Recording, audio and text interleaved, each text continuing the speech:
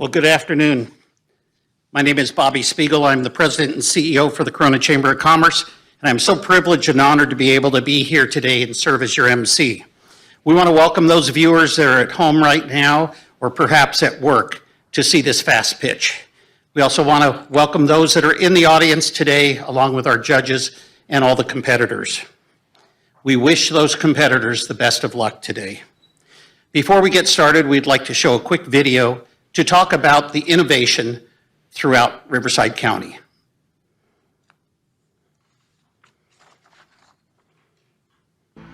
Join us as we celebrate innovation in Riverside County.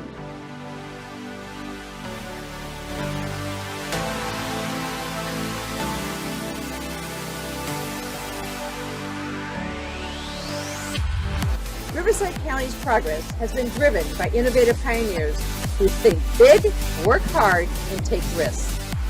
Innovation in business introduces new processes, delivery, products, or services that affect positive change in the way business is done. Innovation advances technology, increases efficiency, and drives revenue. Riverside County Business and Community Services, along with city, chamber, business, and other strategic partners spanning across the county, will celebrate and acknowledge innovation throughout the entire month of April.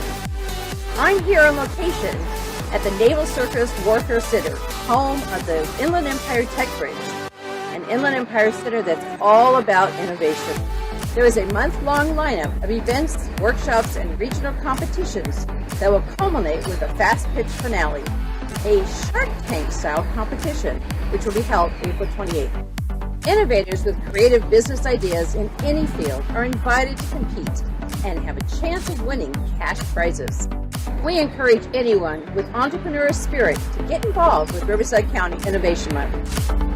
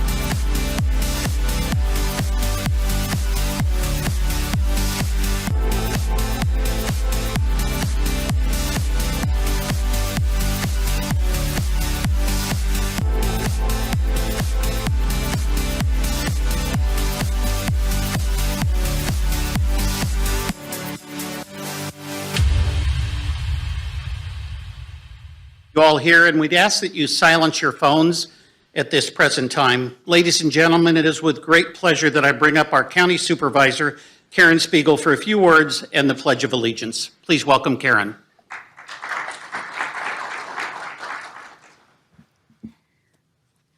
Well, I'm going to first do the pledge and then the words, because when we stand here and take honor to our flag, that's the representation of why we can gather here. That is the backbone of what our country was built on. Our country was built on innovation. Maybe I should talk now since I'm already going.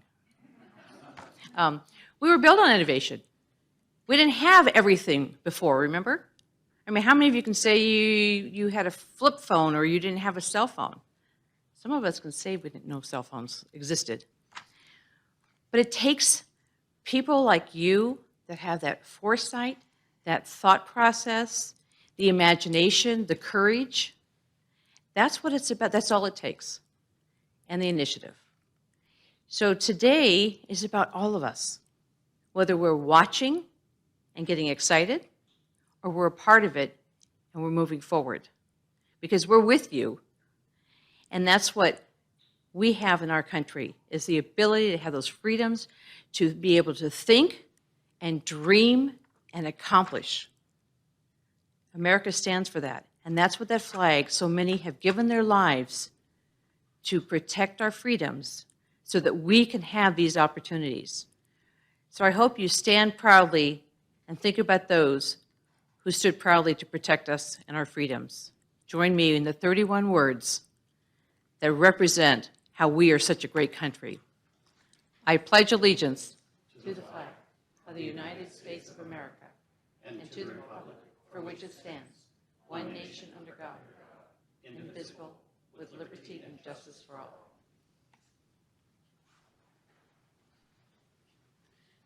Thank you so much, Supervisor. We so appreciate that. We could not do this without our partnership, the partnership with the City of Corona, and I am so honored and privileged to bring up our host for today, the Mayor of the City of Corona. Ladies and gentlemen, please welcome Mrs. Jackie Casillas.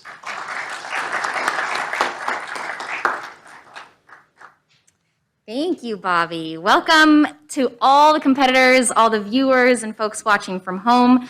The City of Corona is very excited to partner with the Chamber to make this event happen and to support the county to celebrate Innovation Month. Corona has always been a city of innovation, from our past of taking over the citrus industry to now being a hub for manufacturing and small businesses. So this event is totally on brand for us, and we're thrilled to have it happen. I'd like to take note that today's competition was open to entrepreneurs from Corona, Norco, Eastville, and Jurupa Valley, and I'm happy to share that we have competitors from every city. So now, before we move on, I want to make a plug, if I can have a slide for this upcoming event. We have Coffee with an Entrepreneur. Once a month, we partner with the Chamber to bring you a program called Coffee with an Entrepreneur. We've heard from inspiring entrepreneurs. We hear their stories of hard work, ingenuity, and innovation, and we are so excited to invite you to join us on Monday, April 12th, as we hear from Neha Arihu. She's a thought leader, she's a technology executive, she's an educator, and she's an innovative entrepreneur. She's the founder of FutureLink Incorporated. It's a STEM education center, and she will join us virtually at 8 a.m. Or I'm asking you all to join us virtually at 8 a.m. and register through the Chamber's website using the link that is on your screen. So thank you all. Good luck to the competitors, and let's get this show on the road.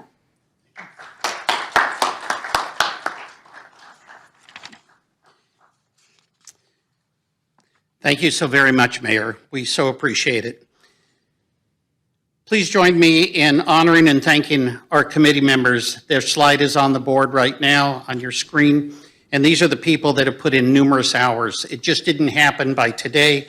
They've done a lot of the heavy lifting, behind the scenes things to make this competition that we're going to celebrate today, celebrating innovation. Also, I would like to acknowledge our advisory council. These are people that have actually put things together before in other communities, and we're so grateful to Scott Agagenia from the City of Murrieta, Kimberly Davidson with the City of Wildomar, and Rob Moran with the County of Riverside. And what could we do without, we just couldn't do this without a partnership with the City of Corona. I mentioned it before when I brought up our mayor. Now I'm going to bring up our business partner that just absolutely rocks things with the City of Corona. I'll be bringing her up momentarily. I just really want to go back and acknowledge our board members that really helped pave the way for today. The prize money today is $1,750 plus different prizes. And on your screen are all the board members that are listed that contributed money as well as product. And before we now, I want to go ahead and bring up a little bit of a video that's going to go through some of our rules and regulations. Please roll the video.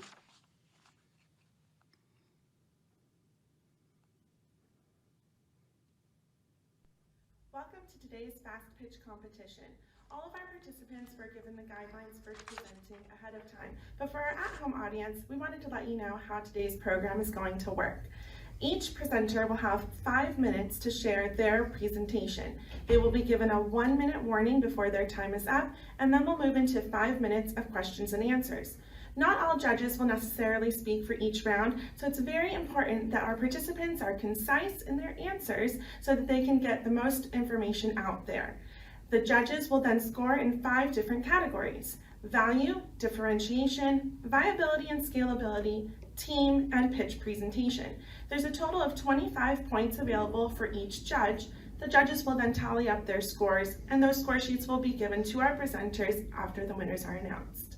It is my pleasure to introduce the judges today.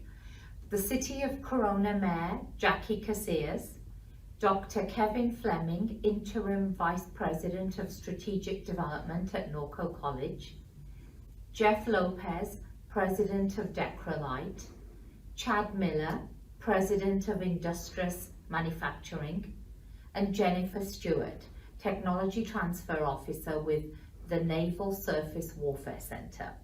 Top 3 winners will be announced at Good Morning Corona on Friday, April the 16th.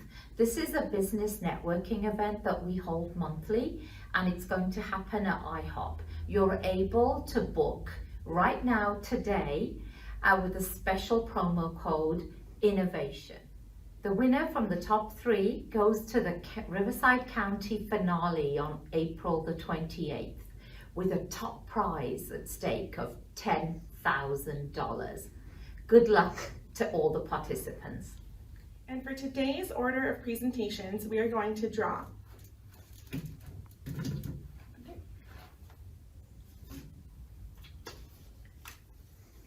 First one, VSI Technologies. Second up will be CNG Innovations. Third, Future and Focus Dreamcatcher Enterprises. They will be followed by Green Space, Then IsoSlide, Seeing Reality,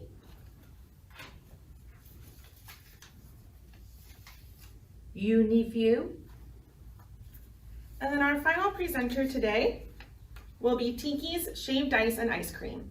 Good luck to all. Paul Bender for that great video and the explanation. Our competitors have the option to keep their mask on or take them off as they do their presentation. We are abiding by socially distanced rules and guidelines. We'd like to welcome now our business partner from the City of Corona, someone that works hand in hand with us at the Chamber of Commerce on a daily basis in talking to new businesses coming to Corona, in talking with businesses that are looking to expand and hire more people. We talk about 3 simple words. It's jobs, jobs, and jobs. Ladies and gentlemen, please welcome Corona's Economic Development Director, Jessica Gonzalez, who will introduce all of our participants. Jessica?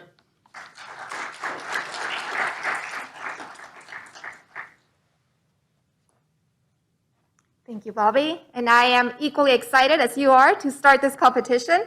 So please join me in welcoming VSI Technologies, and representing VSI Technologies is Martin Kaspa.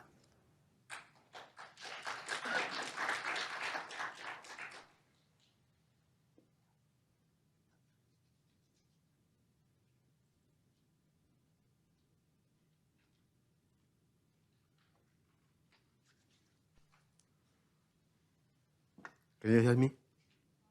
I want to talk with my mask on because I'm a caregiver, so I need to steal my mask. I thank the City of Corona. Okay, thank you to the City of Corona for bringing me in again this time after a couple of decades. It's always a pleasure to come back home and operate where you began. Everybody knows you. After a couple of innovations awards in other places, I felt I have to come back to Corona, and I'm here. So today we're going to tell you exactly, how VSI Technologies is about to, reveal problems. Problems have already been revealed, but they have not been detailed to a point where, the micro details have to be analyzed. The main problem that we're facing today is Oh.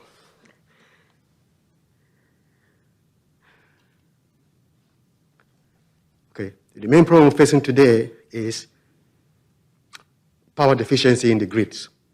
Power deficiency in the grids is a very important, factor. But most of the time, people don't understand exactly how we run into power deficiencies. The problem is the load. Once the load is there, the grid cannot handle. What happens?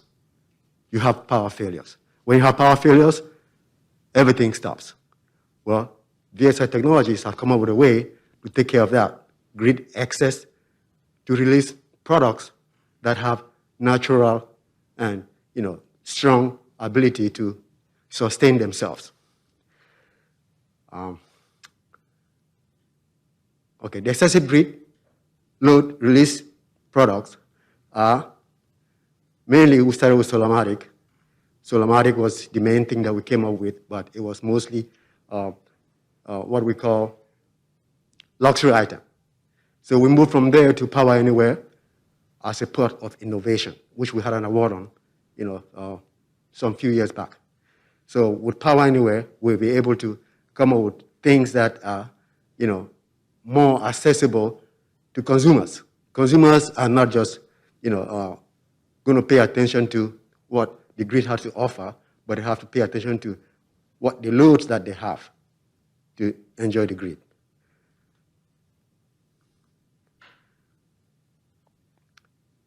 So on a commercial and residential, consumers, we always, think about, getting, power from the grid. But when we think about getting power from Power Anywhere, sizing is very important, and the cost is very important. So most of the time, people shy from the cost, but actually, it should not be a problem because when you size properly, you will eventually enjoy the effects of getting, off-grid existence. So we have managed, the power grid to a point where off-grid stuff to a point where we are now expanding to Africa. We have created the footpath to go to Africa, and we're expecting to go to Africa, increase more employment here, increase sales in Africa. We manufacture all U.S. patented products, patent pending products that you can count on because we have U.S. training. When you have U.S. training, you have capabilities of manufacturing product that last. So we're based on R&D. So R&D requires a lot of funding. And, where we get the funding, right now we're getting from personal. And we intend to license our products to manufacturers for a slim manufacturing process that they can be able to use our desk procedures and produce it. So even though we're not hiring people directly, we're hiring people indirectly. 1 minute remaining. All right, so the competitive matrix here is very critical because when you look at the off-grid power that is being supplied today, mainly generators, and generators requires a lot of maintenance. Cost to maintain it, to sustain the generators are not cheap. But VSI Technologies is coming up with ways to have products that are going to take place of generators. So we're partnering with, domestic and commercial enterprises like LACI, LADWP, local estates, Demons Lawson, and U.S. Forestry Department for most of our products. So that way they can be able to enjoy the essential products that we produce. And then management team here, I'm not going to say into all the details here, but you can see right there where the management team is ready to move along with all the stuff that we need. Time is up. Do you have any questions, please? I'm sorry I had to, drag, but if you have any questions, I'll take it now.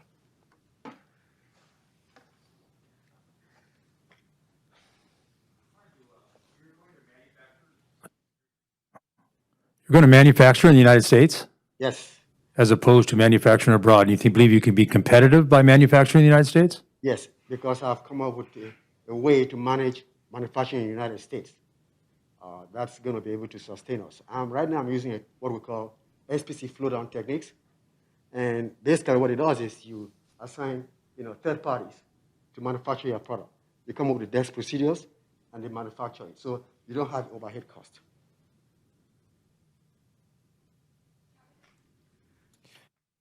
Do you have a functional demo as of yet, or is this pre-revenue? I have way beyond a demo, a functional prototype. I have way beyond that. So our products are ready and available right now. The last one that we launched, the charging station, we launched, I think, around December time frame. It's ready and available, and I really welcome you guys to come check it out. It is coin operated, so payment, and credit cards if you want. Great. And what's the pricing model on these? I'm sorry? What's the pricing model? What is it? What do you sell it for? What's your margin? Okay, right now the pricing is still playing around, but I'm not settled with the pricing yet because the market is still not fully integrated in accepting the product the way it is. Because of the coronavirus, we couldn't go around to make demos to people that were looking for the product. But as we begin to open, I'm having opportunity to go around and show. So I should have brought it here, but I just didn't have enough time to put it together and bring it here and stage it. So the price right now for the no-pay version is about $2,100 plus options. It has options too. Normally, any technology, you have options. And then for the no-pay version, which places like City of Corona can use, is $1,900 plus options. So you spoke a little bit about the partnerships and your intention to sell your product in other countries. Can you speak a little bit more about your strategy on how you're going to acquire customers, if you're going to have any here domestically, and if you could please use the mic so everyone can hear you. Okay, I'm sorry. Okay, so let me make sure I understand your question. So I have to come up with or tell you how I'm planning to sell out of the country. Do you have these partnerships already? And if not, what is your strategy to acquire customers? Okay, I don't have like partners in place, but I have a strategy that I'm going to use. As you can tell, I wasn't born and raised here. So most of those developing countries that really need the Power Anywhere products, I'm quite familiar with them, and I have gone there and done my survey already. I've aligned people that are going to be able to, purchase the products and, make the business there on their own.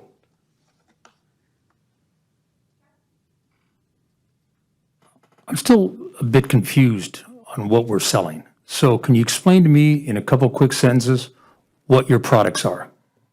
Okay, I have a main product called Solamatic. That was my base product. Then I came up with innovation on that product.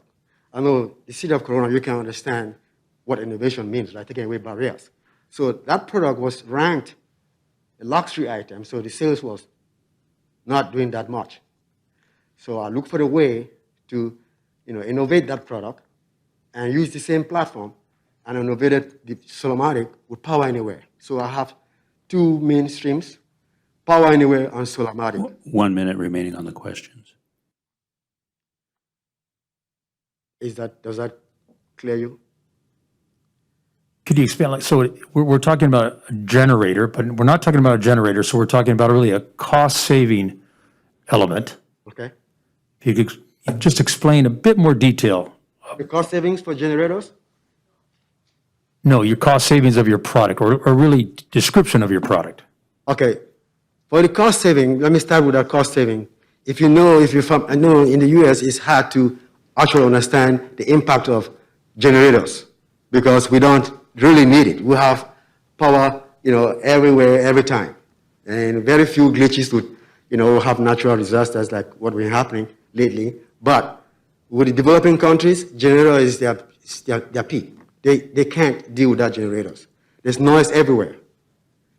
So with Power Anywhere, that's compatible to a generator, power potentials. It is noiseless. The cost is, I cannot explain if you understand exactly how the cost is amortized over years for the general maintenance versus the Power Anywhere unit. Okay, Oh. time is up. Thank you. Thank you.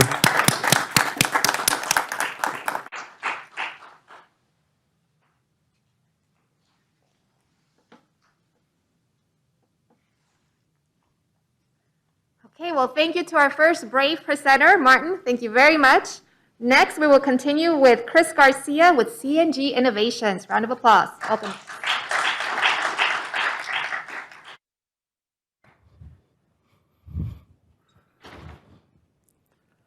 Hello.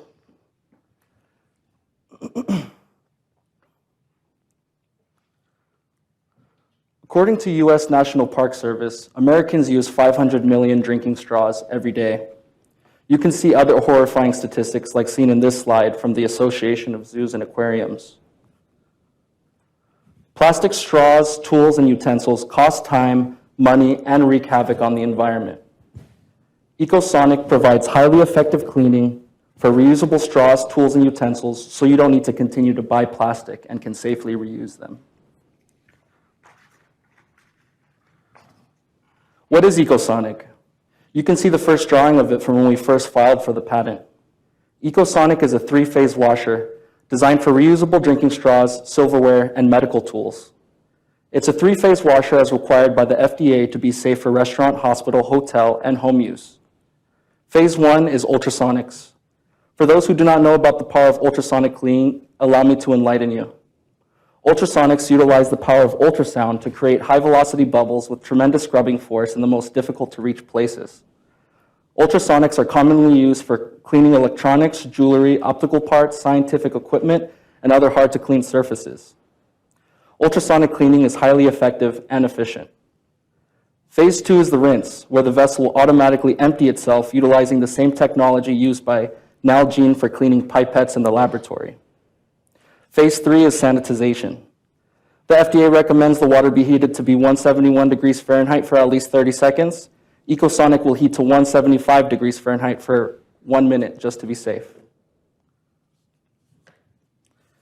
I have also designed the EcoSonic cleaning solution around specific known contaminants found in hospitals and restaurants, both organic and inorganic. I have already found a manufacturing partner who will let me white label the EcoSonic cleaning solution. From within only 100 miles of Corona, there are 5,350 restaurants, 2,263 hotels, and 1,913 hospitals, with a total target market size of 9,526. We have proven the concept of the prototype, and the effectiveness of each phase is already being used individually in the medical and scientific fields to clean cylindrical and other oblong-shaped devices. This month, the engineering drawings will be complete for manufacture. We plan to roll out this product locally for a 3-month period, then nationally. Like mentioned before, the drawings are almost complete, and we will soon have quotation for manufacture per unit. The components of EcoSonic consist only of 1 inlet valve, 1 outlet valve, ultrasonic generator and transducer, 1 heating element, and a timer. Let's get into the minds behind CNG Innovations. There's myself, the founder and CEO, Jose Pacheco. He's the network engineer, CIO, and head of our IT firm, CNG IT. Jason Duncan, CMO and head of our marketing firm, CNG Marketing Solutions. Our CFO is actually my father. He is the most successful entrepreneur that I know and is my personal role model and hero. Last but not least, we have Nate Espinoza, our Chief Research and Development Officer.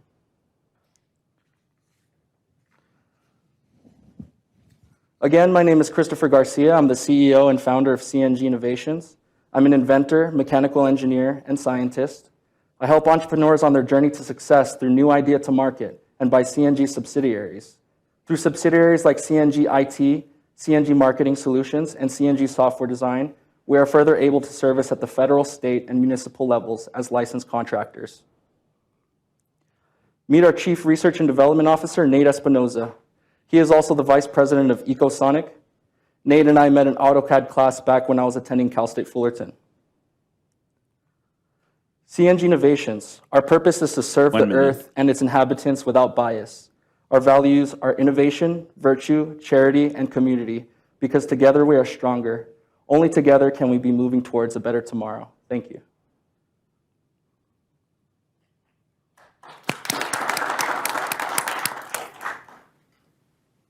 Any questions? So the drawings are being worked on right now, so you don't have this built out quite yet. And I couldn't tell by the drawing on the screen, but how large is this?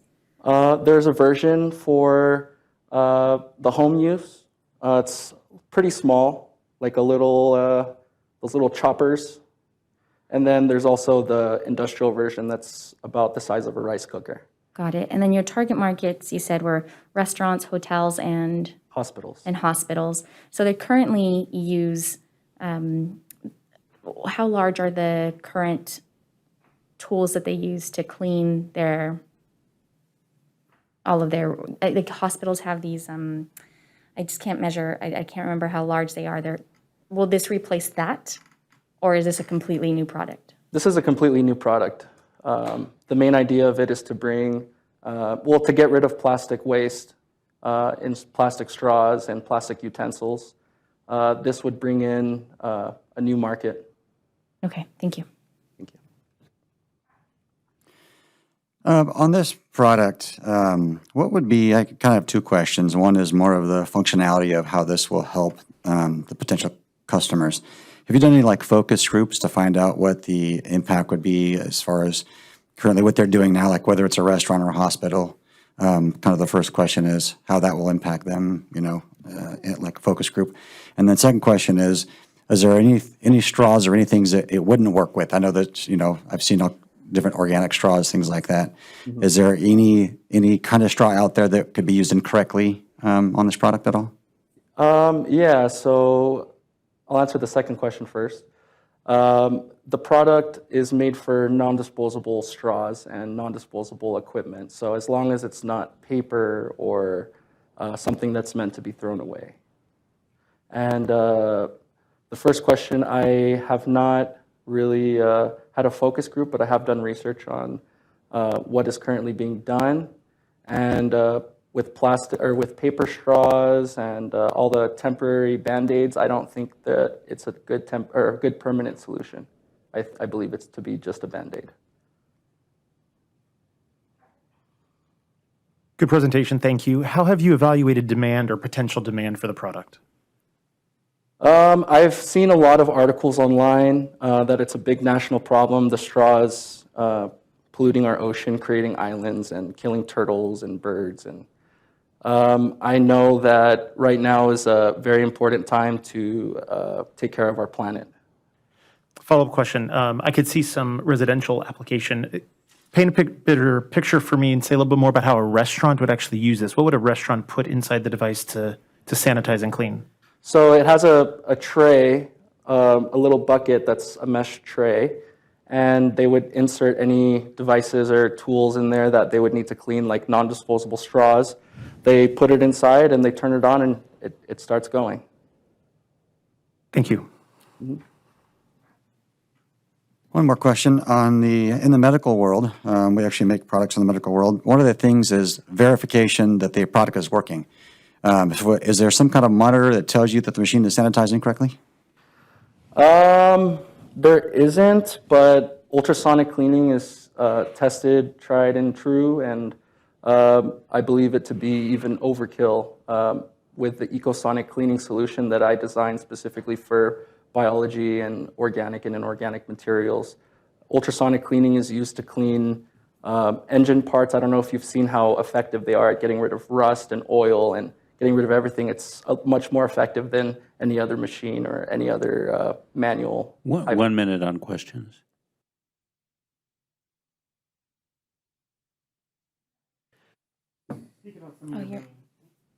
Pardon. Speak about some of your main competitors. Main competitors, I believe there aren't any competitors since I have a patent on this. But the competitor would be continuing to use straws the way they are, which is destructive. And the other alternative would be to not use straws at all, which I don't believe is, worth it. Are there other competitors that do the cleaning and sanitizing of utensils? There aren't. There are ultrasonic cleaners for specifically industrial cleaning, but nothing that I've seen that is FDA approved. Thank you. Time is up. Thank you.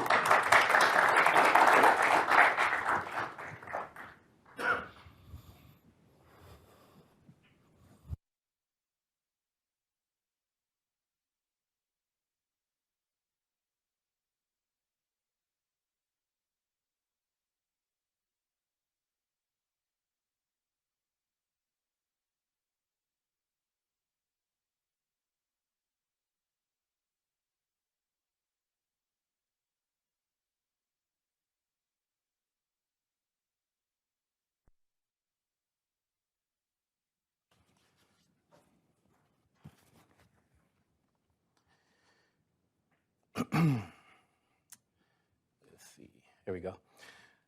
Good afternoon. My name is Steve Ward, and I am the CEO and founder of Future in Focus Dreamcatcher Enterprises.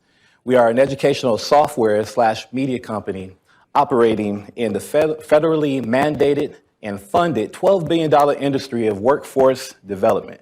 Our software that we've created, which is our flagship, is called Dreamcatcher. Dreamcatcher is a software curriculum, workforce development curriculum that's designed to help students discover their purpose, align their purpose with the most appropriate career path, and then successfully help students make sure that we can mitigate this big problem right now of making sure that between the time students start in high school, they graduate with knowing what their career path is going to be, understanding how they're going to get there and how long it's going to take for them to get there. The markets that we sell to currently right now are elementary, middle school, high school, colleges, and like the Goodwill nonprofit organizations. So the three main problems that we solve, which are some of the biggest problems in education, and that's first and number one, is the disconnect between academic achievement and real world success. Everybody in this room either knows a youth, have a youth, or have been connected to youth who are not intrinsically motivated to learn. And the reason why that is because there is no connection between what they're learning in the class and real world success.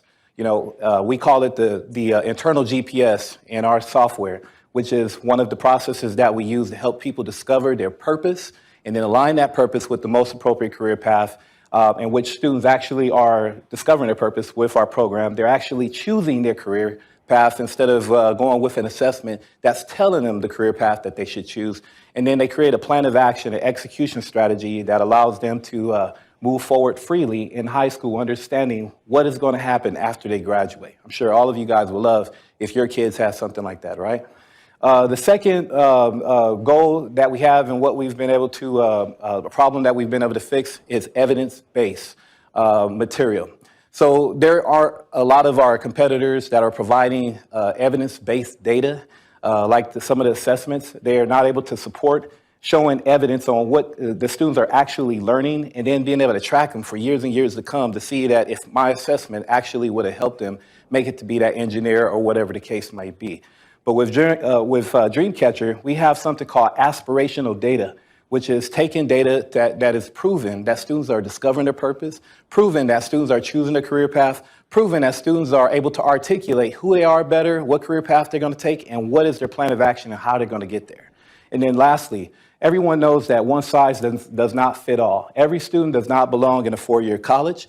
And so Dreamcatcher has done a great job of being able to provide alternative ways in which students can become successful in their career by helping them highlight some of those other things outside of a four-year college. So here are some of our competitors. Big time right now in education and workforce development. There's a new mandate, and it's actually not that new, but all software or programs are supposed to be evidence-based. Most workforce development programs should have some sort of curriculum either connected to them. And as you can see with our competitors there, that some of the companies that's been in the market for a long time, they struggle with having evidence-based.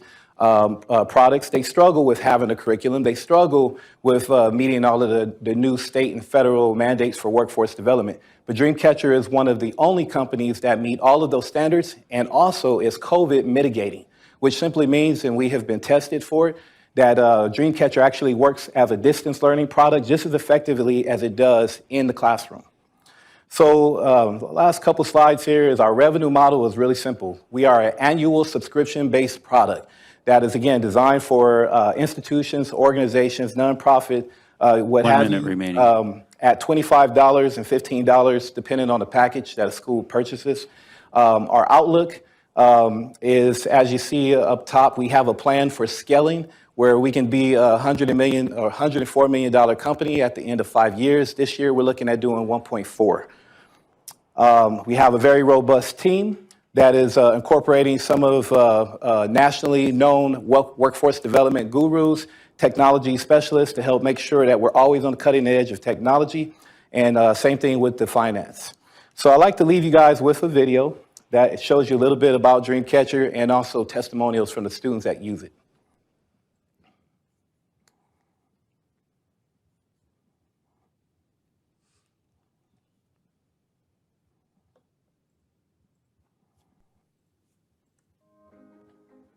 What I liked about Dreamcatcher is that it's something new that I've never seen. Dreamcatcher that helped me figure out my purpose is to become an elementary teacher. I just saw there were so many careers, so many options I had for my future. What I really liked about Dreamcatcher is that it made me think more about my values and what I could do about my goals. So I feel like just having a person gone through the same thing that I have or similar is just kind of encouraging me to do the best in this community. Dreamcatcher helped me choose a career that's best fit for me instead of something that I'm just interested in. Dreamcatcher reinforced the information I had already known about what I want to do.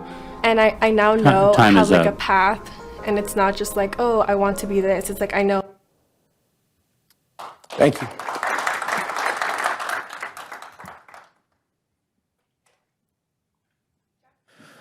Great presentation. Liked it a lot.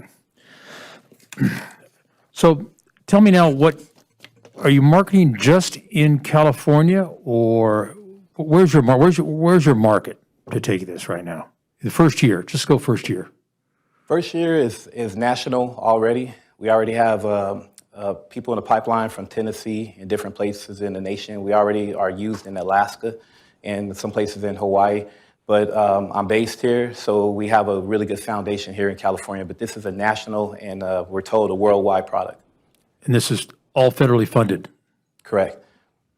So the market, the industry is federally funded. It's over 12,000, and actually it's even more this year with COVID, funded by the federal government and mandated that every public school in America has to have a workforce development program or curriculum. It was a great presentation. I'm sorry we didn't get to finish the video. So you're currently working with schools here locally. How long has that partnership been, how long have you had those partnerships? For the last 5 years. We are at 99% retention rate. Okay, so you've had these folks on, and what's the biggest hurdle you have currently with your business? It's been COVID. It's been marketing. We don't have customers that buy one time and then doesn't buy without even expanding the next time. So the biggest thing for us has been getting the word out. We've been working really hard at that. But just this past year, we would have been at 1.2 million all throughout COVID because of what we had in the pipeline. But we got shut out of every conference because education is one of those old school type of industries where they only work by word of mouth. So, when it comes to marketing, media campaigns and things, teachers don't get their information that way. They only go from word of mouth is how they buy. Thank you.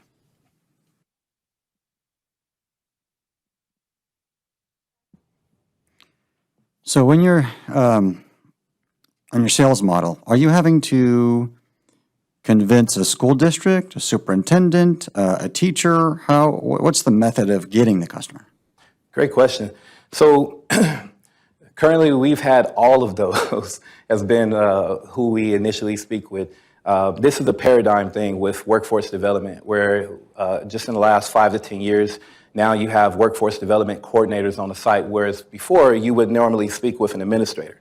But now there's a person who specifically works with workforce development at each site. And they come to us either through a teacher or through the coordination themselves. And then we usually meet them at a conference.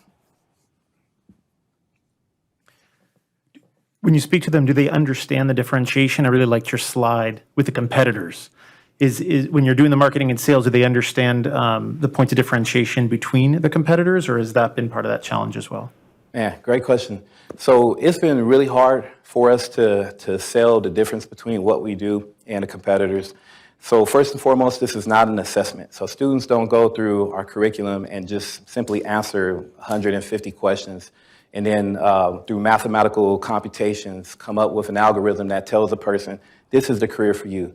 They actually are holistically going through Dreamcatcher, where they're also going through videos, activities, and free-form data, where they're forming what their purpose is based on the information that they're given. And then they're actually able to articulate, my purpose is this, my career path is this because my purpose and who I am is this, and this is how I'm going to pass on value to the community. Then they're able to say, okay, from here on now, because with that internal GPS, which is just like a GPS operates, I understand what the vision is. Now I can reverse engineer what that vision is, and I can start at where I am today and have that articulated in such a way that a counselor or someone at the school level can take that information and say, well, Steve, I know exactly who you are. This is what we offer at this school to help you with that goal. So it's not really hard for educators to understand exactly what this is when they see the documentation in front of them. So you pitch a school, you sell the school your services. What's your profit margin? What would be an average sale, and what is your margin in that sale? Man, we're a SaaS model company, so service as or software as a service. So you can imagine that's the hot thing right now. Our margins is off the charts because the software is already created. So we've already have a fully established working product. And so it's 100%, to us now because that product has already been paid for in full. Time is up. Thank you. Thank you, guys.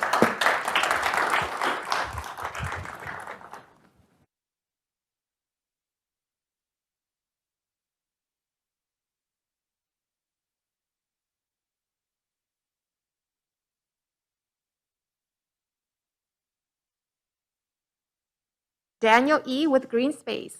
Welcome.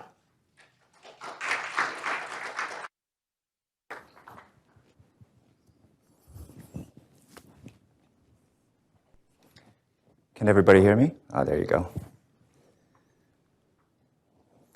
Hello. My name is Daniel, and I'm actually with Anami Tech, which is a business software company based right here in Corona, California. But before I get into what we do and who we are, I wanted to take you back in time just a little bit, all the way back to 1849 and the California Gold Rush. Now, during the gold rush, about 300,000 people came to California with dreams of riches, and it totally transformed our economy. We have another rush of sorts going on today, and it's called the Green Rush. Yes, those are cannabis plants, folks. Cannabis is the fastest growing industry in the country today, in fact, in the world. Last year, while people were binge watching Netflix and ordering on DoorDash, Americans consumed $19 billion worth of state legal cannabis. By 2024, cannabis is expected to surpass craft beer in sales. So I'm going to take you back to that slide, and I want to see if anybody can spot the gold. Now, I don't know if any one of those miners actually struck gold, but I know every single one of them had to buy those picks and shovels from someone. So I want to introduce you to the picks and shovels of the Green Rush. That's Green Space. We are a team collaboration and work management tool built specifically for the cannabis industry. When you sign into GreenSpace, you enter your dashboard screen where you get a high-level view of your projects, pipelines, locations, and files. There's also a task tracker that helps you visualize your work and a list of tasks due so you can prioritize your work. GreenSpace helps your team manage all of your company's workflows in one place. Pipelines is where you coordinate the company's most important initiatives. Projects is where the work gets done with task assignments and deadlines. Locations is where you keep all the important information and work done linked to a specific facility. And Files is smart cloud storage where you can upload all of your important documents, keep them secure, and link them to your workflows. So what is the problem we're trying to solve here exactly? Well, it turns out the green rush is a bit of a mad dash as well. So cannabis companies are really struggling to stay ahead of it, right? So I'm going to give you some real life examples of things that went wrong last year for some cannabis companies. My favorite one is this last one. A company in Palm Desert actually lost track of one of its stores for 2 months before it opened. So this is the state of the cannabis industry today. So essentially what GreenSpace does is helps cannabis companies today stay on top of it, right? But you don't have to take my word for it. These are some of the subscribers today. These are some cannabis companies who are on our beta version. So we believe that we have the proof of concept, and now we're hoping to scale it up. And here's our secret sauce. Some of you in the room might actually know Mike Wilson. He's the founder of Anami Tech, but he's also the owner of Temecca Group. Temecca Group, for the last 30 years, has been building retail facilities for some of the biggest brands in the country, the NBA, Hot Topic, the clothier, and many of the malls in America. About a few years back, Temecca got hired to build cannabis dispensaries. So while building some of the most iconic stores in this space, Mike got very familiar with the day-to-day challenges of cannabis operations. So being the visionary entrepreneur that Mike is, he put together a team. Yours truly right there. I'm the storyteller. That's why I'm here today. So don't ask me any finance questions, please. But he basically put tech experts and cannabis experts together. And we believe that we have found the solution that he was looking for. And that solution is GreenSpace. Now, there are other One minute. There are other software out there in the market that does some of the features that GreenSpace does, but non-combine all of the features that we believe are the reality day-to-day challenges of cannabis companies that are put together in one SaaS platform. So our model is pretty simple. We already have the product. Our pricing is very similar to other SaaS platforms out there. It's about $500 a month for up to 3 logins.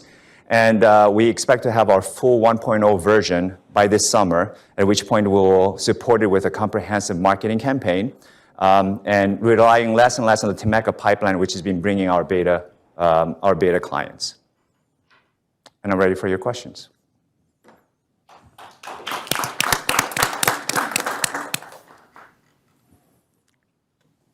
Good presentation, thank you. Question about product differentiation amongst the competitors. I'm a personal user of Basecamp, ClickUp, Asana, Trello, so I understand somewhat of the space. I saw Asana on your slide. Can you clarify some of the product differentiation that all of those couldn't already do for individuals in the cannabis industry? Sure.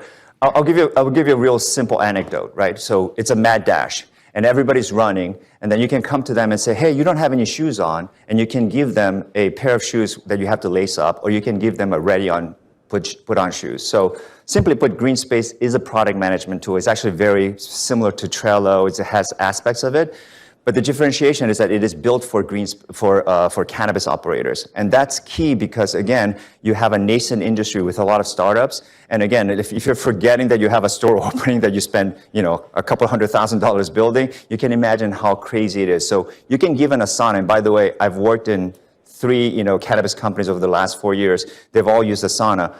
Or quote unquote, they use Asana. So you dump the software on their lap, but nobody uses it because there's so much customization that you have to do. Whereas with GreenSpace, we're already uploading templates that have to do with your local compliance. So we're going to Florida, Massachusetts, preloading some of those regulations is to try and make it easy as possible as a project management tool, specifically for cannabis operators. Thank you.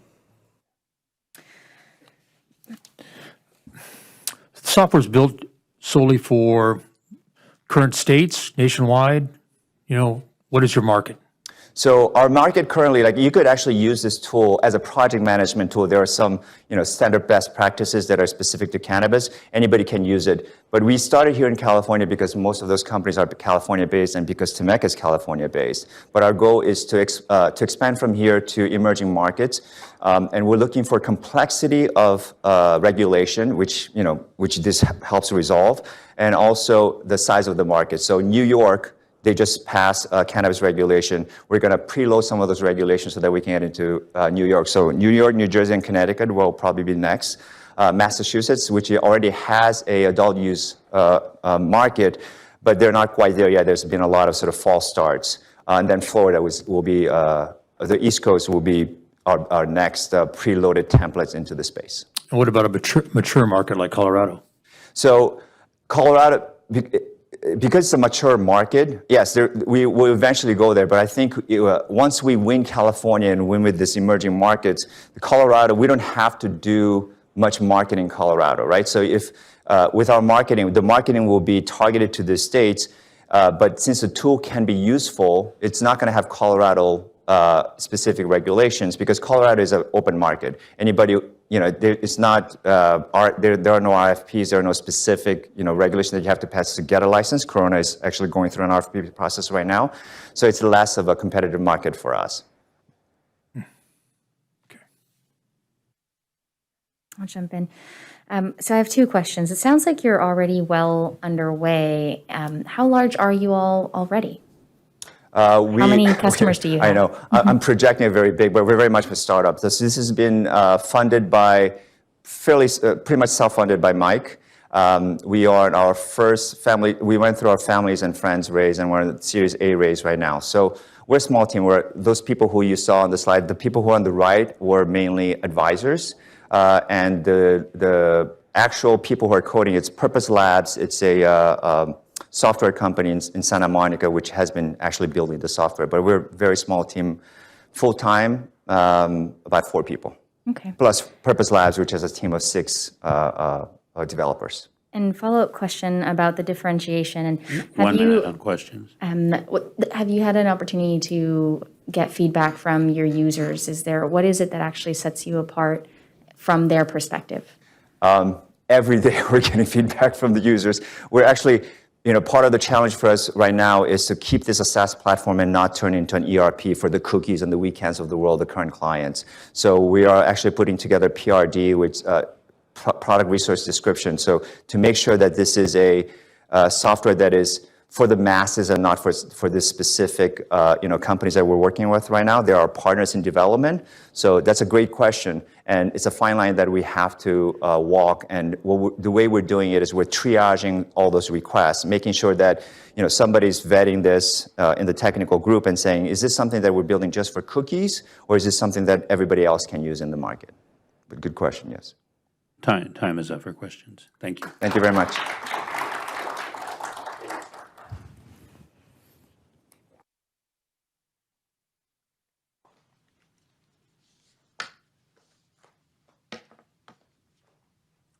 Well, thank you, Daniel of GreenSpace, for demonstrating the thorough research that goes into these presentations. Next, we invite IsoSlide. And here today, we have Steve Friederang, Dale Sarver, and Joseph Cianco. Please welcome them.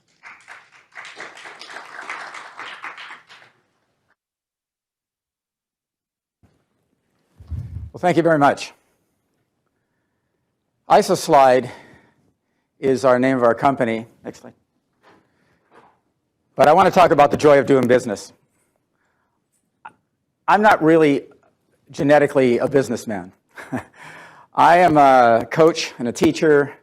I've got a lot of background in a lot of different areas. I've been blessed to be able to invent a lot of things. But the joy of doing business is to actually make a difference. And our difference is going to be a big deal. It's a big deal. Otherwise, it's not worth doing. If we just want to make money for my family to have a bigger pool or a bigger house, then I shouldn't even be here. So I want you to pay attention to that. But there is pain in the human condition. It's clear to me as a physical educator, as a coach at Cal Baptist University, as a former coach for 50 years of world-class swimming, I am familiar with people who are very, very fit. But it doesn't really matter how those people do, because when you look at the next statistics, you're going to see some of the pain that we're experiencing in America that hasn't changed. And some of the competitors that we have that, although they're very good and have done really, really well in the pandemic, haven't done enough. If you look at diabetes here, I thought I'd be able to see that. 34 million people have diabetes. There will be more and more. 88 million people have prediabetes, which is also something that is bad. It's something that becomes diabetes, but even if it doesn't, it's really bad. Next slide. Heart disease. Heart disease, I guess the biggest thing I wanted to bring up on that to a business-oriented situation is how many billions of dollars, over 200 billions of dollars every year it costs America because people have heart disease. It is the #1 killer. And there's another thing, arthritis. You know, one of the statistics I saw, there's all these millions of statistics, which I don't have time to go through, and everybody already knows if you think about it. We already know these are problems. But one of them was kind of interesting, is not only the one of 3 people have arthritis, but there is more people have backaches are #2 of maladies that affect humans, period. So only the common cold is more common than backaches. There is good news. We're going to bring you some right now. Now, what the Heart Association and Arthritis Situation Organization and the I didn't realize how nervous I'd be up here. I talk every day. And what all these associations come down to is, yeah, you got to eat better food. You got to get more active, and you got to lose weight. And avoiding inactivity for long periods of time, like over 30 minutes, you should get up and move. But it's not that easy, is it? So we're going to show a quick demo. Thanks to Dale. We're going to show a quick demo. This is usually on your wall in a minute. Not yet, though. Next. What's wrong with weights, though? And what about bands? Well, the problem with weights and bands is, first of all, you got to have a lot of different weights, and you got to change a lot. Bands snap back at you. Anything eccentric, where the muscles come down, I'm a biomechanist, so excuse my French, but all of these things aren't really so good. What about the gym? The gym is great, except in the time that you drive to the gym, walk to the front door, turn around, don't even go in, turn around, get back in your car and drive home. I could have done 80, you could have done 80 full speed exercises with your IsoSlide. And we're going to show you that. Go ahead. Thank you. So go ahead and hit this. This is a physical therapist. One more click, it should start her. Who came to my house, and she's showing our app of over 1,000 exercises. Facing away from the IsoSlide, and stomach's tight, brakes are locked, and if you need to use your arm or your leg rest, please wedge the front and back from each wheel. 1 minute left. Thank you. And then And go. So, and go ahead. And so this is the thing. The entire gym, this one little machine can do what it takes an entire gym to do. This is our team. Go ahead. You see 2 of them right here. 12 million in sales of Mini Gym products, which is the originator of this that actually went to the space station. And my vision is to put a IsoSlide in as many homes as possible around the world. Let me show you some stuff. So this is very simple. We'll just show you a couple exercises. If you pay a little extra, Dale comes with it to hold it. But otherwise, you've got one hole here, one hole there, and it just goes on any wall in your house. We actually have how that got tied in a knot, I don't know. You can go between your legs. You can use abs. We have foot holders where you can do your leg curls. You can do your leg extensions. You can do everything you can possibly imagine, and really fast. You can go from bench press right back to the back of the shoulders. You're breaking a do sweat, this so your one at a time, your time. time is up. Thank you very much. Thank you.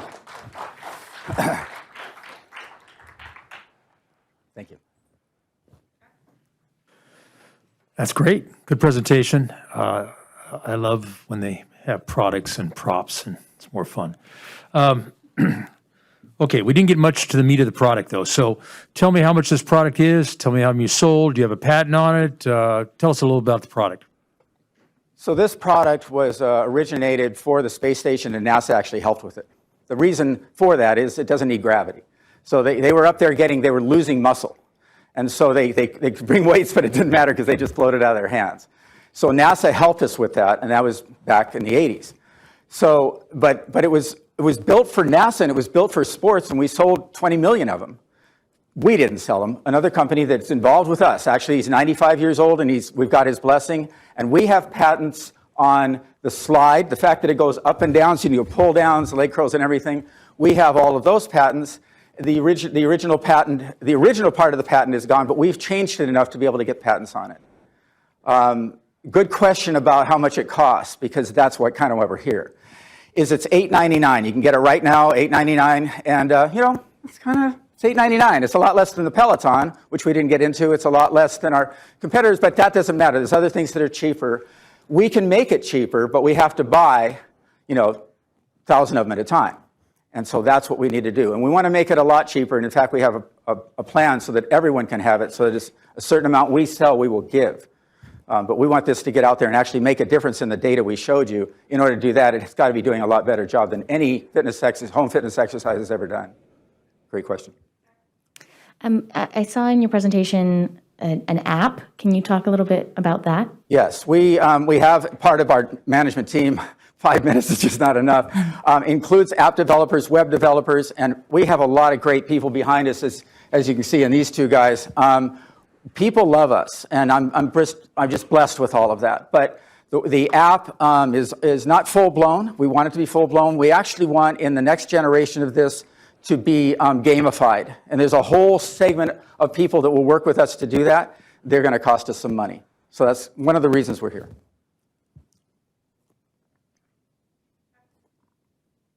Back to the product. So what's your profit margin? What's your cost of manufacturing? You're manufacturing here in the U.S. or Mexico?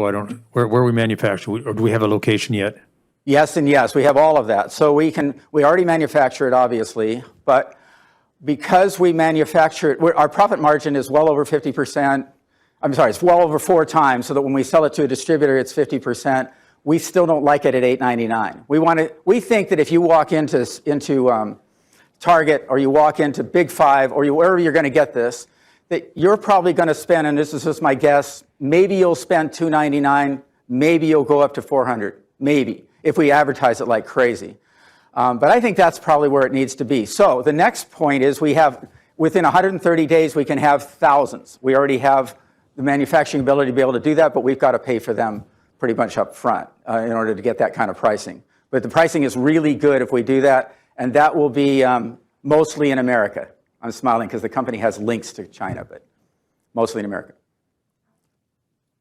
Some of the exercise going out there is much higher price point than what you have here, so I know you're under that. But when I look at exercise equipment, you kind of look at the money's there. When I look at that little machine, it seems like it should be a lot less, just in value purposes. And then functionality. Some of these equipment that's out there will last 25 years. What's the life expectancy of that in normal use? Well, the one we built for the space shuttle is still operable. It doesn't wear out. We actually have a lifetime warranty no matter what. I mean, obviously, if you on purpose burn it, then maybe we'll talk to you. But really, we can have that lifetime warranty. I've had experience with it personally for 40 years. So with isokinetic equipment.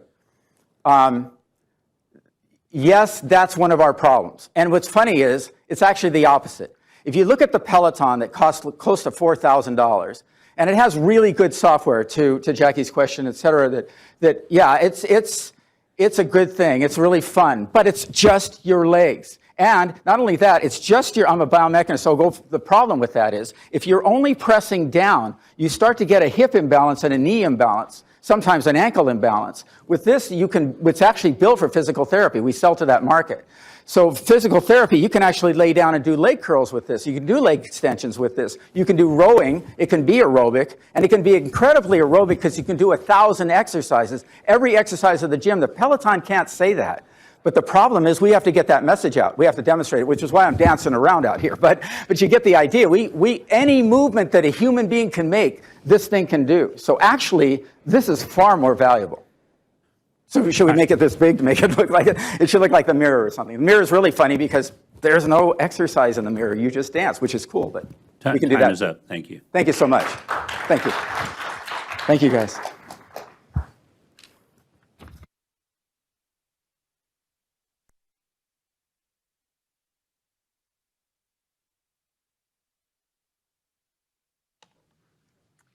Excellent. As our next presenters are getting mic'd up, I'm pretty sure we're all enjoying this. And what are we seeing so far?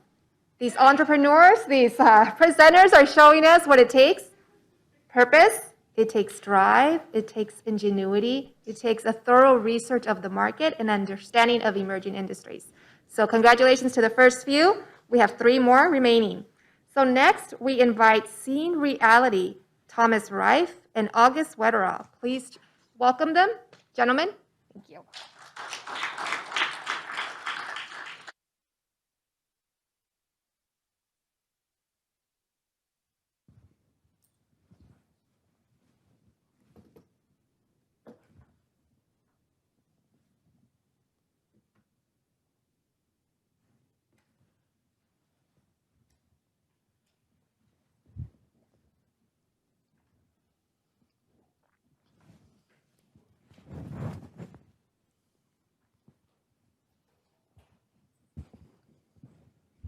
Over 2 billion people worldwide have some sort of visual impairment.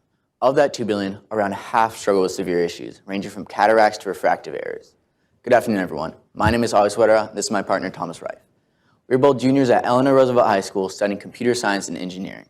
For the past 3 years, we've been working on and developing an application called Seeing Reality to help solve this issue.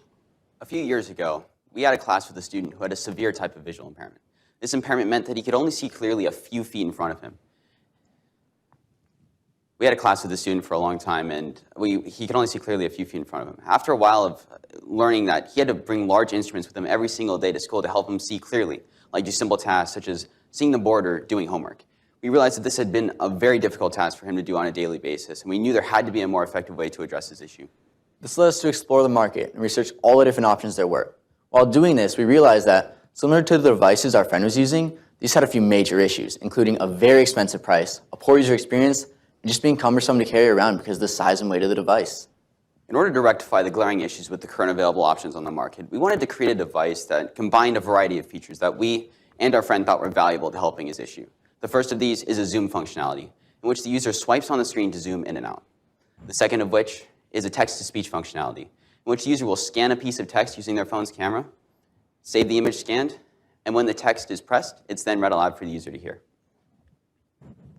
The third of these is navigational functionality. With this capability, you can enter a term into the search bar, and it'll bring up turn-by-turn walking directions to wherever the user wants to go.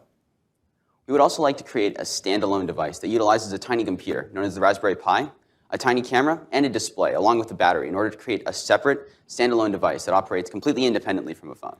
This way, we can custom build and custom tailor this device to exactly what we need. After finishing the development of this application, we reached out to some people with visual impairments and asked for their thoughts on just the overall functionality. Here's some of the things they had to say. One person said, "The point of the project is great, along with a product that can potentially help a lot of people in the future." Another described it as very interesting and well executed. They also thought it should be around $1 to $5 for the application and around $30 to $35 for the headset. As mentioned before, many of the current issues on the market suffer from a few major issues, that being price, overall user experience, and just the fact that you have to carry around a big and bulky device with you wherever you go. Seeing Reality requires no external laptops or docks in order to function as intended. This will allow us to basically have the freedom to carry it wherever you want to go. Price can be a major issue for some people. And with other devices ranging from $5,000 to $10,000, many people simply can't afford that. We aim to produce our app for around $5, making it fully compatible with our headset, which we aim to produce for around $25 to $30. We also plan to produce the all-in-one Raspberry Pi device for around $150 to $250. This will have all the capabilities of the application and more. We aim to have these available to purchase within 1 to 2 years. With regards to growing the company, we're open to both licensing and manufacturing our technologies. We really want to partner with local school districts in order to distribute our app to the people that really need it. We're also open to licensing our technology to certain software companies in order for them to get the word out. In order to ensure our product is as impactful as possible, we always want to be improving the device. This starts with making an all-in-one Raspberry Pi device. Now, to produce this, we need to have funds. What we plan to do with additional funds is we need to produce this and make it as intuitive as possible, getting into the hands of these people as soon as we can. We would also like to patent these designs and make it as helpful as possible to them. Seeing Reality is meant first and foremost to help these people, and we believe that with our application design, we've accomplished this task. Thank you. Are there any questions?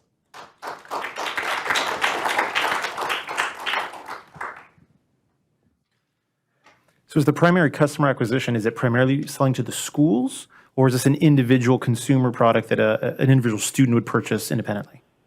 We're kind of looking at both options. We would like, if we could, to partner with different school districts and have them test it out and see how people like it. But ultimately, this is going to be an individual thing that we're going to expect people to go out and get themselves to help them with any activity, not just in school.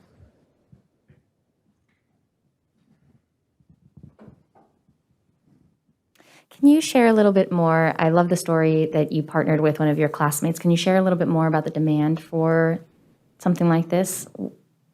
Yeah, sure. There are over 1 billion people worldwide that have a visual impairment. This can range from cataracts, refractive errors, basically anything of this nature. In the US alone, there's over 150 million people that would benefit from a type of device like this. Even people that have nearsighted issues, potentially even focal issues. Like I am nearsighted myself, and this device would help me see far away if I didn't have my glasses. So that's another potential market that we would have for this device. But we're currently looking and exploring all different options of people that might benefit from the device. Anyone can use it, even if you don't have a visual impairment, but that's kind of who we're targeting it towards. And where would you find this market? Do you have any partners out there? Do you know which direction you're going to go to try to get these clients? At the moment, no. We are still growing this business and trying to expand. We're just trying to get the word out there and just do as much as we can.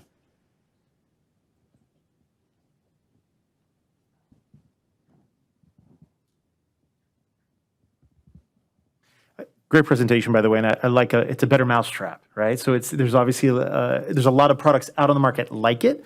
So my clear understanding, you don't have a working demo yet, correct? There's not a prototype.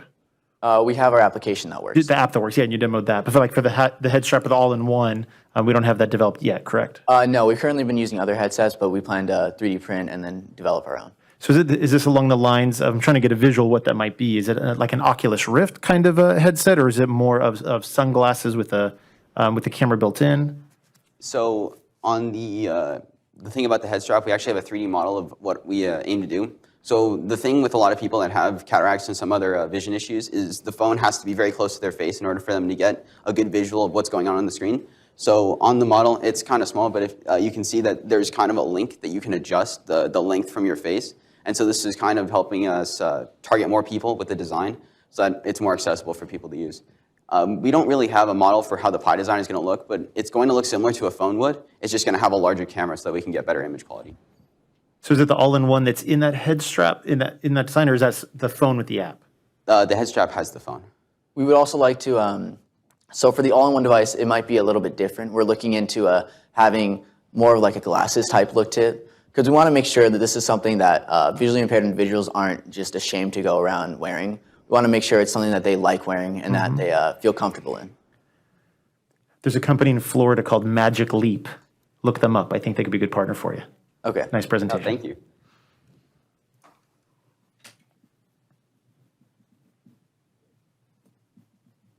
I'll have another question for you. Do you have advisors that are helping you with the technology of and with scaling up? Other than you two who are brilliant, do you have any other folks on board? At the moment, no. We have some people who have advised us in the past, and we're looking for people to help us with this. We're reaching out to as many people as we can, but at the moment we don't have anyone. Thank you.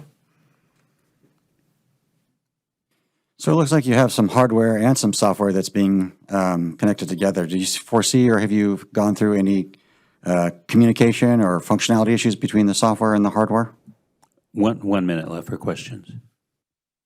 Not really, because essentially the hardware is just a holding strap for the phone. And so the main thing has been the software. That has been the most difficult part, for sure. Developing it, making sure it works correctly, as well as, because there's also some issues with when a phone's too close to your face, it creates some blue light, and that can damage your eyes. And so we've been trying to help with that. Apple phones have an integrated blue light filter, but for someone like Androids, they don't necessarily have that, always. And so we need to keep that in mind. What about the environmental conditions? I know that it looks like this is going to be used outside and around and all that. Has it been designed to withstand all the environmental conditions it's going to see? Yes, it will be. It'll be mostly used for inside, like classroom purposes or like presentations, but it will be designed for outside as well. time is up for questions. Thank you.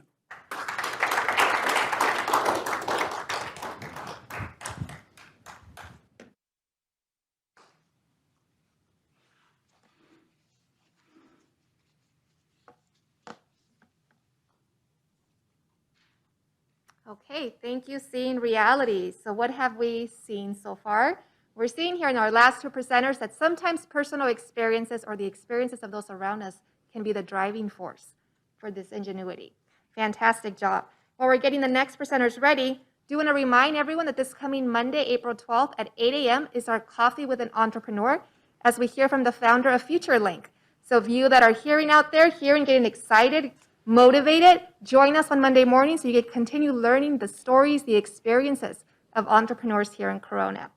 Also, if you're thinking as you're hearing from these presenters that you want to get started, get right on track with your idea for a business concept, tonight at 5 p.m., 5 to 7 p.m., there is still time to join us for an entrepreneurship and leadership training that we are conducting over the next 6 weeks. It starts today. Go on the city's website and register for that event this evening. Next, I want to invite a couple representatives, Michael Lee, Thomas Lee, and John Fitzpatrick with UniView. Welcome.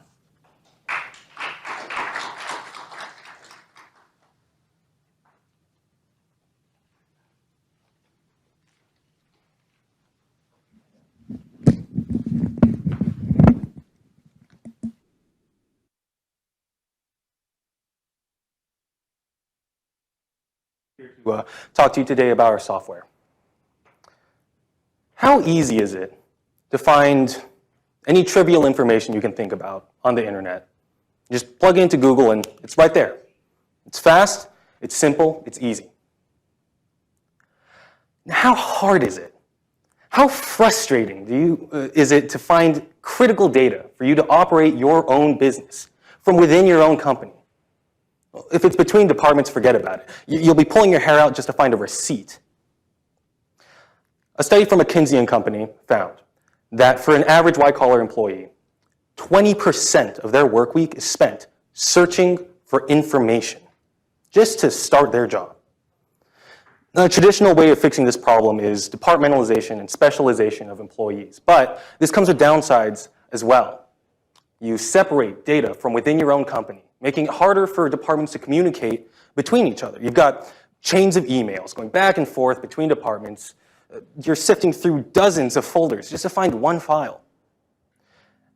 Data management software will run you hundreds of thousands of dollars, and it would take 6 months or a year to implement fully into a company. And that is not the kind of capital or time that a small to medium-sized company has.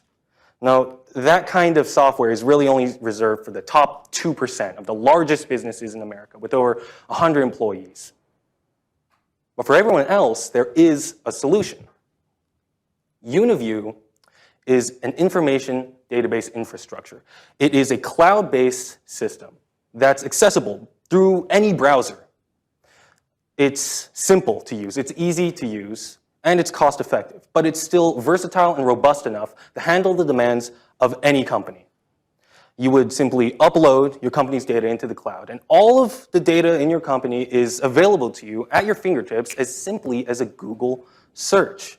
Our search software is also robust enough to take static data, think PDFs and emails, and turn it into live data. Any document can be uploaded and automatically categorized, and its contents can become searchable. It's capable of handling a multi-departmental company. We should know we use it for our own company. You can divide it into different departments and set it up however you want. The versatility, the access throughout each department is up to you. The data is in your control. Now, feedback from our customers has given us the anticipation that we need programmers to expand UniView and a sales and marketing team to fully launch UniView. We're looking to go from 10 beta sites at the end of 2021 to 100 different organizations using UniView by the first quarter of 2022. And due to our low cost and ease of implementation, any company can use UniView for $20 a month per user, or a more traditional site-wide license for larger companies. Now, in terms of data management solutions, this is who the 2%, those biggest companies, that's who they call. But would they answer a call from you? They wouldn't answer for us either. That is why UniView was created. Our founder, Mike Lee, he's had 40 years of experience in small to medium-sized manufacturing companies and 10 years of small business ownership to his name. He knows this problem inside and out. 1 minute. That's why he created UniView.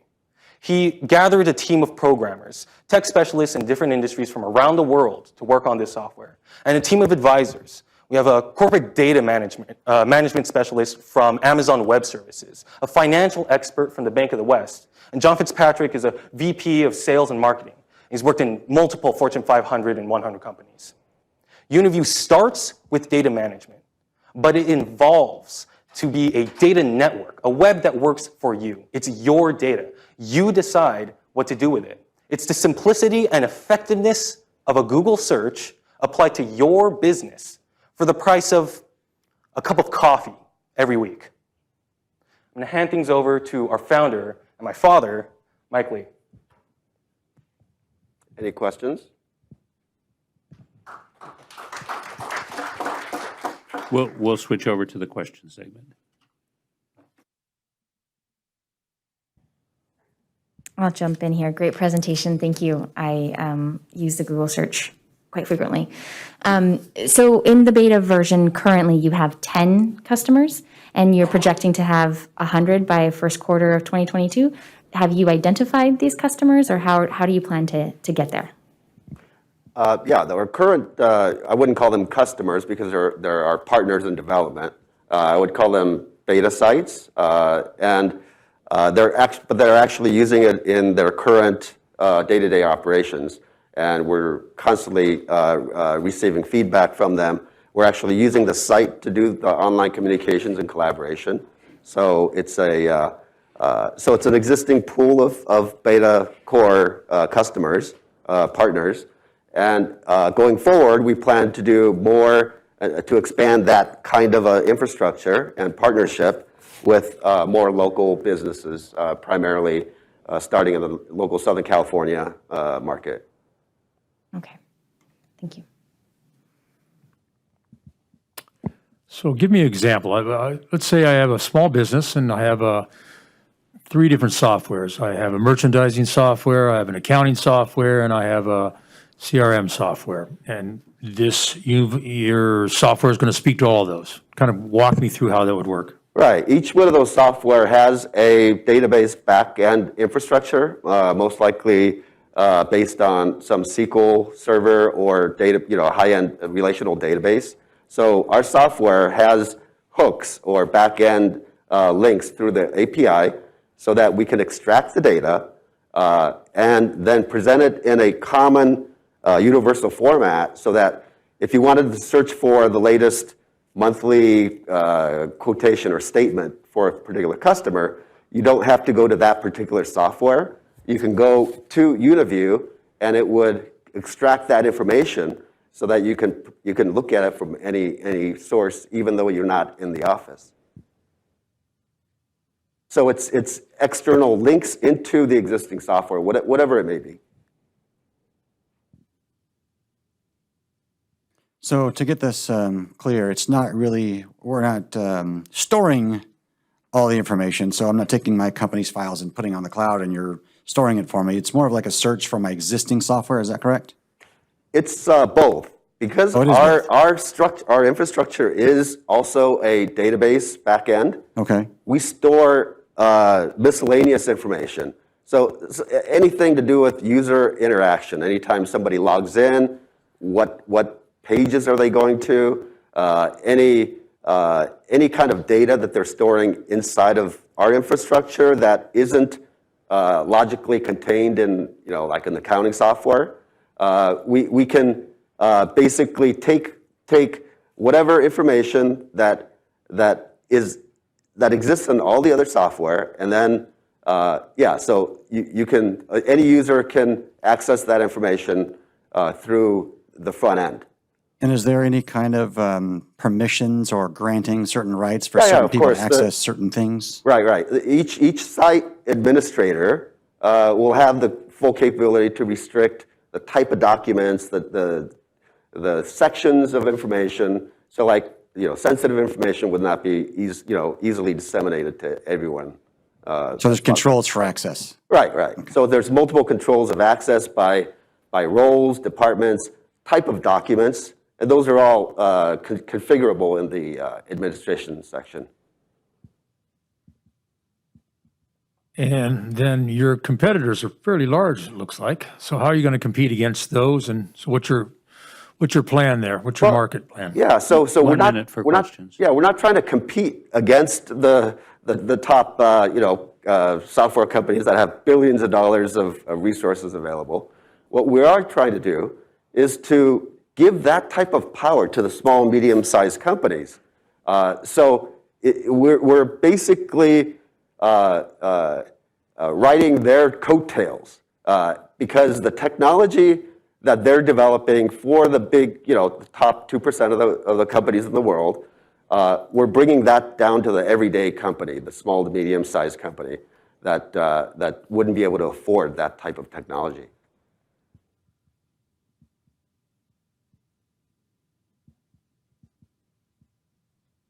What about onboarding? If I were to be a customer, how long would I expect this process to take to get fully functional? Actually, that's the beauty of our cloud-based system. Typically, if a company starts to implement an ERP system or accounting, even a simple accounting system, it's months, 3-6 months. Some ERPs, a year, up to a year. Our software can be implemented within a company within a couple of days. And most of that work is done remotely. Of course, we would have consultants that visit the site to do initial consultation with all the members. Time is up. Thank you.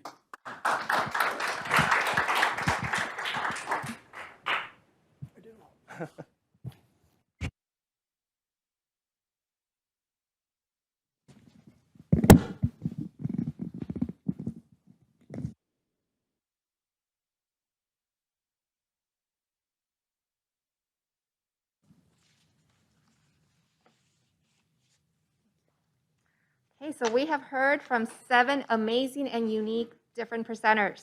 We are down to our last one. It's a reminder, the finalist, the winner, will advance to Riverside County Finals for a chance to win $10,000. Amazing. So judges, you have a tough job ahead of you and still one amazing company to hear from.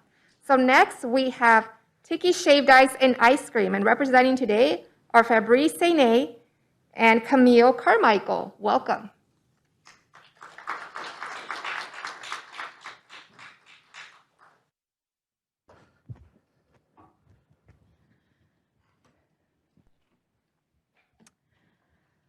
Okay, good afternoon, and thank you, City of Corona and Chamber, as well as the judges, for allowing us this opportunity to present a Fast Pitch. So, as we were introduced, we are Tiki's Shaved Ice and Ice Cream. My name is Camille, and this is my husband, Fabrice. We have been in business for about 3 years now, and what Tiki's Shaved Ice and Ice Cream is a mobile dessert truck that services the greater Inland Empire. And we provide 2 of America's favorite frozen treats, delicious Hawaiian shaved ice and cool creamy ice cream. And we do it in a fun and unique experience. So our goal is to always provide something that's fun, that's convenient, and addresses a need. And as we experienced the pandemic, things shutting down, restaurants in some cases included, we were able to pivot and be able to service families at home. When schools were no longer open, we weren't able to serve on campus, but we were able to look for ways to be innovative with employee appreciation and corporate events. So One of the things that I wanted to share about Tiki's is, as you can see, it's a beautiful truck. It's a tropical theme. The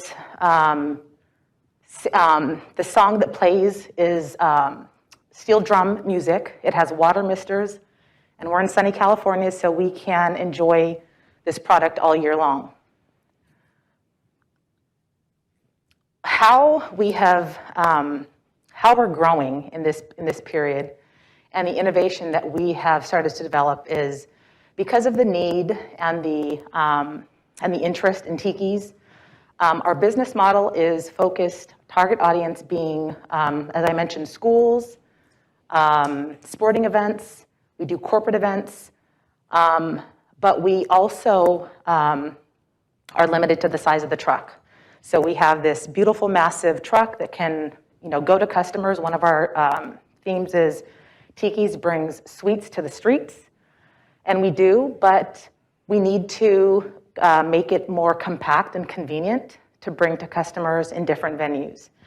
And as you'll see here, the innovation that we've developed is that we are tasked to bringing a shaved ice truck and making it miniature to a Tiki's motorized cart, which you'll see here. And this cart is completely self-operated. It's motorized. It is operated by a remote control. Okay, we'll start here on this slide. Sorry, babe. Go back. Go back? Oh, yeah, no, so, yeah, go back.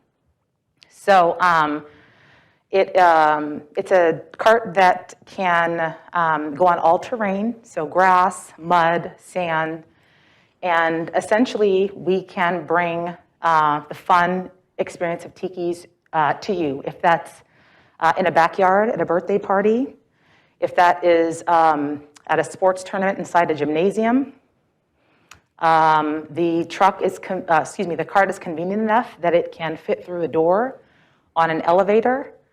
But again, keeping the 3 C's in mind, which is something that's creative, still fun, stays in line with our theme, our branding, but it's also compact. So as I talked about, being able to access different venues, smaller spaces. 1 minute remaining. And also something that's convenient. Lastly. Okay, so with Tiki's, essentially what we're looking to do is to scale our business. We can't keep up with demand right now because we are one truck, but the demand has come to get something more convenient that we can fit into different smaller spaces. Again, it's 0 emissions, battery operated, works from your cell phone, remote control. So that is the Tiki's Shaved Ice and Ice Cream Cart. Thank you. Thank you.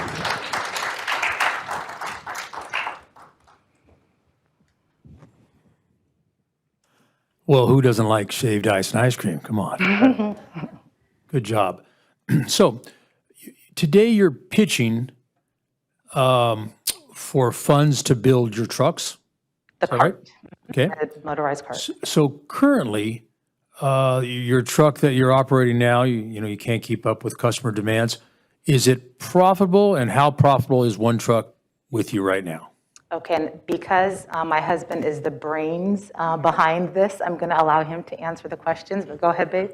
So to answer your question, the cart is an addition of our trucks. Often going to a birthday party, at somebody's house, or an employee appreciation, we are on the parking lot or on the front yard. So we want to be able to penetrate in the backyard or inside a warehouse.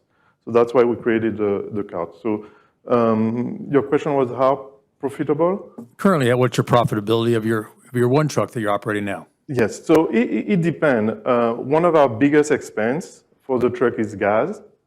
With the trailer, it's run on batteries, so that's one expense that we're going to cut down significantly. So we're hoping that with the trailer, we can, on a spot field, to be able to go to the customer, but we're not using gas, That answer your question? Can I ask a follow-up on that? What were your sales last year with your truck? The sale last year was $130,000 for the year. And is the cart operational yet? Not yet. We are in the final phase. It's been wrapped yesterday. We were hoping to be able to bring it to, so you guys can see it, but we like I would say, a month, 2 months away. I'm disappointed to hear that. I was really hoping when I walk outside, this cart would be in the parking lot for me to enjoy. So I'm a little disappointed to hear that, but that's great. Thank you. Yes. Okay, I got two questions. One is the functionality of the vehicle itself. Looks like it has a narrow base. How about safety on it is the first question. And then secondly would be regulation. I'm sure that would need to be approved by the health department, I would imagine. Yes, absolutely. So we have worked closely with the health department. We have, I don't know if you can see it, but we have a hand sanitizer. We have 3 sink compartment.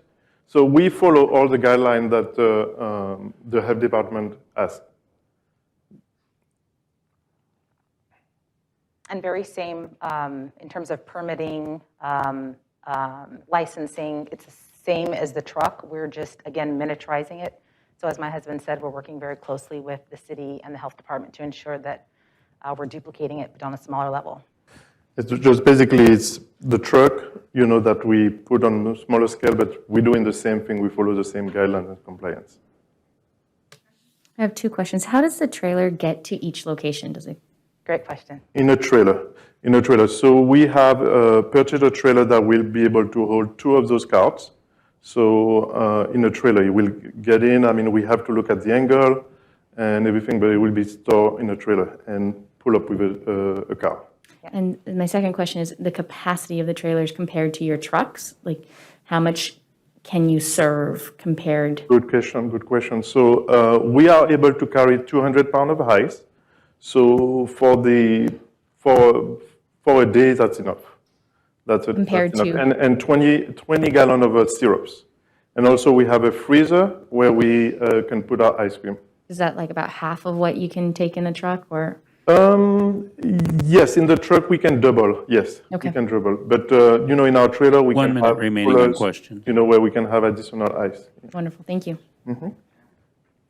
So is the business model that you're trying to sell these to like a franchisee who wants to do this, or are you just trying to expand your own fleet? I'm just trying to understand what the business model really We're is. just expanding our own company. So we have a truck. We are in the process of having another truck, but we wanted to bring something unique, which is a cart, and being closer to our customers, in the backyard, inside the gym, maybe on the roof, for an inauguration or anything. So it was being able to have a unit that we don't need to be on the parking lot or the streets.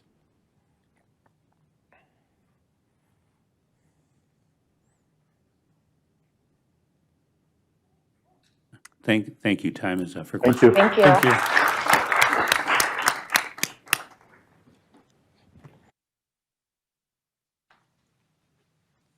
Well, that was pretty awesome. Let's give them all a round of applause again. So thank you to Martin, Christopher, Steve, Dan, Steve and Dale, Thomas and August, Michael, Thomas and John, Fabrice and Camille. Excellent job by all of you. Again, a round of applause for them. Would like to congratulate all of the competitors. I want to thank the judges again. You'll see them on the screen, and we are so indebted to them. You made our job very easy because you now are doing the heavy lifting and figuring out exactly who's going to be those winners. Remember, we will be announcing them live on April 16th. If you're interested in attending, the next slide will show the location or the bit.ly, and all you have to do is put that promo code of innovation. The bit.ly is GMC April 2021, but April is APR. Everything is case sensitive on that. So we'd love for you to come and cheer them on. And again, on behalf of the City of Corona and the Corona Chamber of Commerce, part of Riverside County's Innovation Month, we conclude this today with a huge thank you to each and every one of you.